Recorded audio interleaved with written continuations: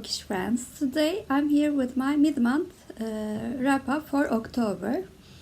So far, it is the 15th of October as I'm recording this. I have read 7 works. 2 of them are very short, but they are still worth mentioning. So in order not to give a very long wrap-up at the end of the month, I decided to do a mid-month wrap-up for October. The first book that I have finished in October was called Arsene Lupin versus Herlock Sholmes. The book is written by Maurice Leblanc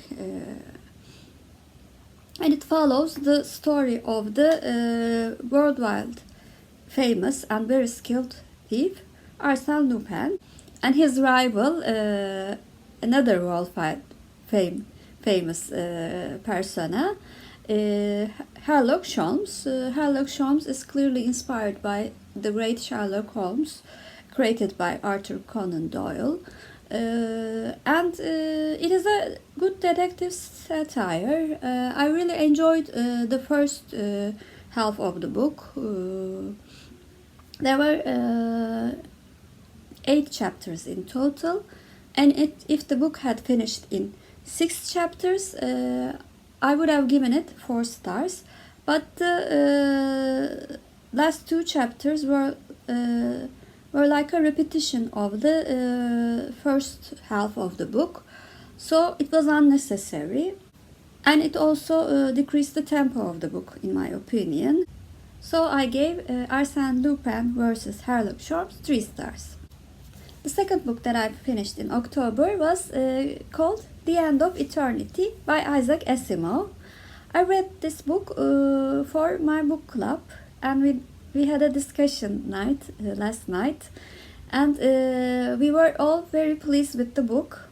I really enjoyed the book. I gave it 4 stars. I was so surprised by how much it influenced our popular science fiction works regarding books and TV series, especially French. I mean, there are so many details in this book that I thought the writers of French were really inspired by. In this book, time travel is possible, and a selected section of the society who lives in a time period called eternity, where there is no time, there is no definite time, and these people living in eternity try to control time and try to make changes in time for betterment of the humanity in many different centuries. And there is a technician in the book who tries to interfere with this system because he is fallen in love.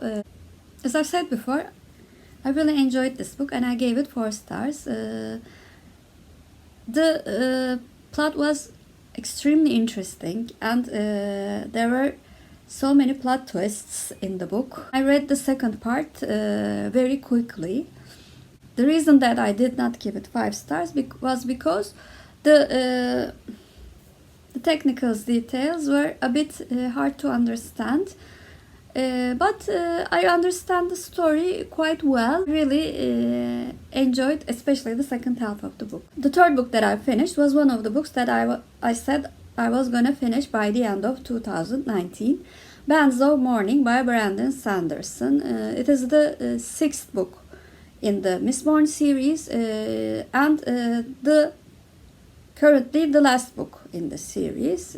The book follows mainly 3 characters again, Maximilian, who's called Wax, Maurice, and Wayne, and some secondary characters also play a very important part in this book. And for this book, I was really a fan of secondary characters that I've never thought that I would have liked so much.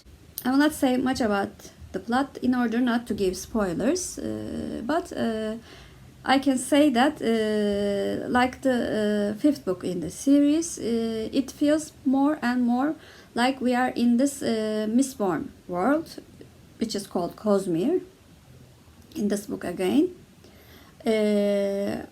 I gave it 4.5 stars and rounded up to 5. The reason that I did not give it 5 stars was because there was a section in the middle which was all fightings, because the characters have different elementic and pherometic powers. It was sometimes hard to follow those scenes, and I felt a bit overwhelmed when I was reading it. Otherwise, especially regarding character development, I think this book was the best book in the second Mistborn era. The fourth book that I finished in October was a play, and I listened to it in audiobook. It was called The Imaginary Invalid by Moliere. It is a classic play. It is a classic comedy play, and it was the last book that was written by Moliere. And an interesting fact about this play was that Moliere was playing the main character, and he died while he was acting in this play. I listened to this audiobook in Turkish. The play tells the story of a man who's obsessed with being ill, and always consults doctors who are frauds in this play. And it was a funny play. I enjoyed it while listening to it, and it was so short. But I gave it 3 stars because I was annoyed with the generalization that all people who are involved in medicine are thought to be frauds and charlatans. Of course, there were charlatans and fake doctors in that era, but I'm sure there were some people who were trying to help others and were honest. But in this play, this generalization really made me a bit angry. Otherwise, it was a funny play. The fifth book that I finished in October was the first book that I finished for October, A Tale of Two Cities by Charles Dickens. I had so much conflicted feelings about this book. There is certainly a dramatic story about love, family, sacrifice, honor, and friendship. But I really felt lost in some of the descriptions of Dickens. I mean, some sentences were so long, it was so hard to follow. But I have to admit, it was a very good analysis of the mob mentality even in revolutions, which starts with very good intentions. So I gave this book 3.5 stars and then rounded up to 4 because of those mixed feelings I have about this book.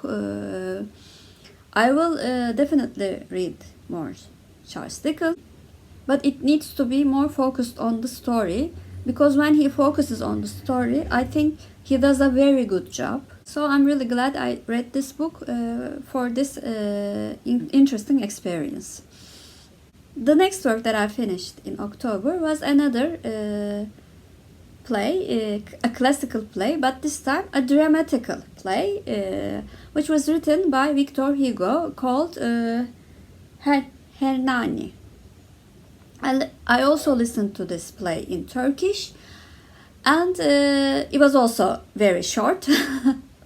So a pattern is coming this way, because I found a podcast that publishes classical plays in Turkish called Radio Theater, and I'm really enjoying it while going to work.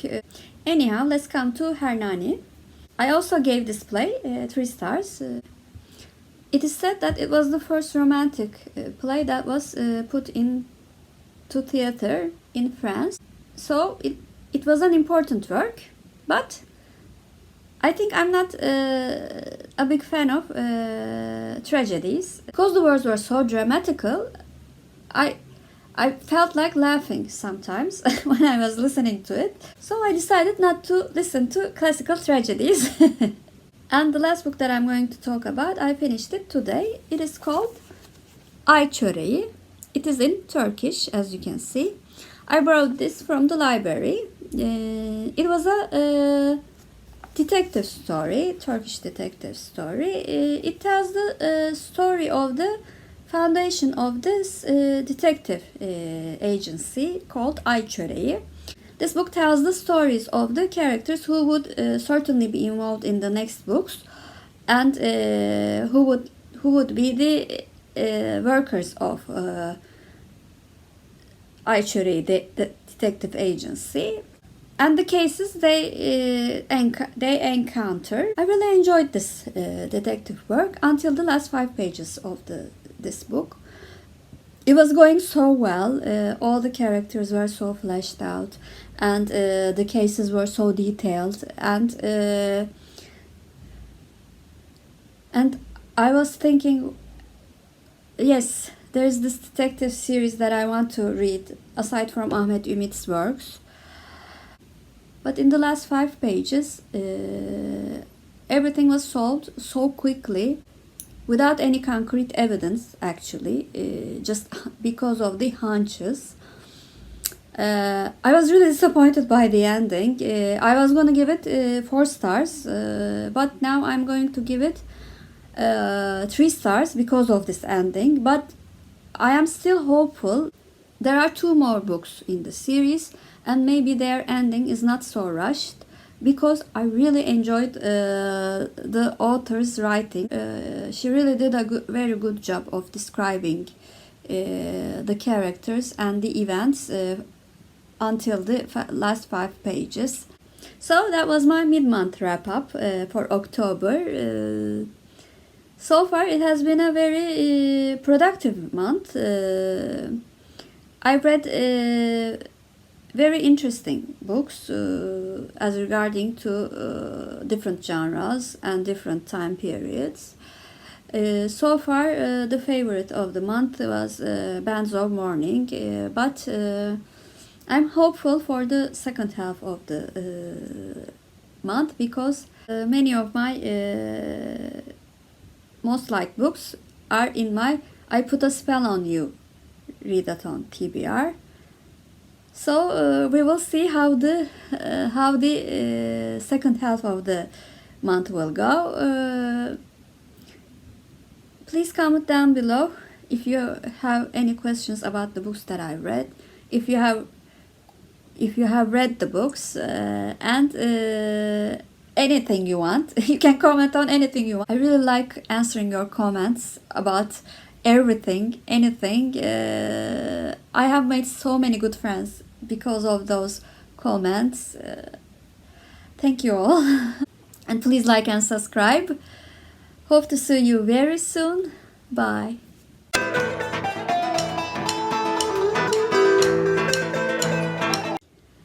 As for Turkish word of the day, I thought the word of the day can be month, since we are doing the mid-month wrap-up.